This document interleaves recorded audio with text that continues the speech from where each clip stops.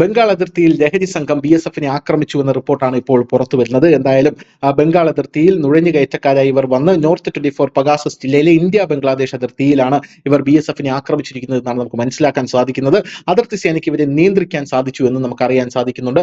കോഡിനെ അടിസ്ഥാനമാക്കിയുള്ള നിരോധിത ചുമസിറപ്പായിട്ടുള്ള ഹെൻസഡിൽ കടത്താനുള്ള ഇവരുടെ ശ്രമമാണ് ഇപ്പോൾ ഇവർ പരാജയപ്പെടുത്തിയത്, BSF പരാജയപ്പെടുത്തിയതെന്ന് നമുക്ക് മനസ്സിലാകുന്നു. ബംഗ്ലാദേശ് അതിർത്തിയിൽ ഞായറാഴ്ചയാണ് ഈ സംഭവം നടന്നത്. കള്ളക്കടത്തുകാർ BSFനെ ആക്രമിച്ചത് ഞായറാഴ്ചയാണ്. BSF ഉദ്യോഗസ്ഥരുടെ വെടിവയ്പിൽ ഒരു കള്ളക്കടത്തുകാരന് പരിക്കേറ്റു, ഒരു സ്മഗ്ലർക്ക് പരിക്കേറ്റു എന്ന റിപ്പോർട്ടുകളും ഇപ്പോൾ പുറത്തു വരുന്നുണ്ട്.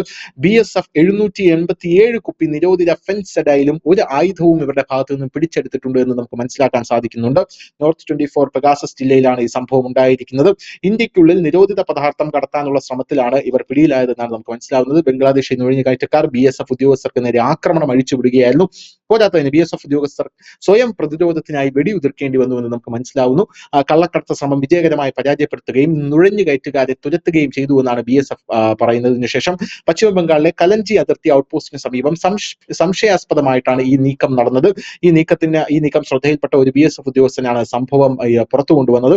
കള്ളക്കടത്തുകാർ ഒരു പാലത്തിനടിയിലൂടെ രഹസ്യമായി നീങ്ങുകയായിരുന്നു. ഇച്ഛാമതി നദിയോട് ചേർന്നുള്ള അന്താരാഷ്ട്ര അതിർത്തിയിലേക്ക് വേഗത്തിൽ അവർ പോവുകയായിരുന്നു എന്നാണ് മനസ്സിലാകുന്നത്. പെട്ടെന്നുള്ള നീക്കത്തിൽ ജാഗ്രത പാലിച്ച ഡ്യൂട്ടിയിലുണ്ടായിരുന്ന ഒരു BSF സൈനികർ ഉടൻ തന്നെ തന്റെ സഹസൈനികരെ വരാനിരിക്കുന്ന ഭീഷണിയെക്കുറിച്ച് അറിയിക്കുകയും തുടർന്ന് നുഴഞ്ഞുകയറ്റക്കാരുടെ അടുത്തേക്ക് അവർ പോലും അറിയാതെ പാഞ്ഞെത്തുകയുമായിരുന്നു എന്നാണ് ഇപ്പോൾ മാധ്യമങ്ങൾ റിപ്പോർട്ട് ചെയ്യുന്നത്. കള്ളക്കടത്തുകാർ ആദ്യം മുന്നറിയിപ്പുകൾ അവഗണിച്ചതിനെ തുടർന്ന് ഒരു BSF ഉദ്യോഗസ്ഥനെ അവരെ പിരിച്ചുവിടാൻ ഒരു സ്റ്റൺ ഗ്രനേഡ് എറിഞ്ഞുവെന്നും റിപ്പോർട്ടിൽ സൂചിപ്പിക്കുന്നുണ്ട്. എന്നാൽ BSFന്റെ മുന്നറിയിപ്പുകൾ ശ്രദ്ധിക്കാതെ കള്ളക്കടത്തുകാർ മൂർച്ചയുള്ള ആയുധങ്ങളും വടികളുമായി BSFന് നേരെ പാഞ്ഞെടുത്ത് BSFനെ ആക്രമിക്കുകയായിരുന്നു.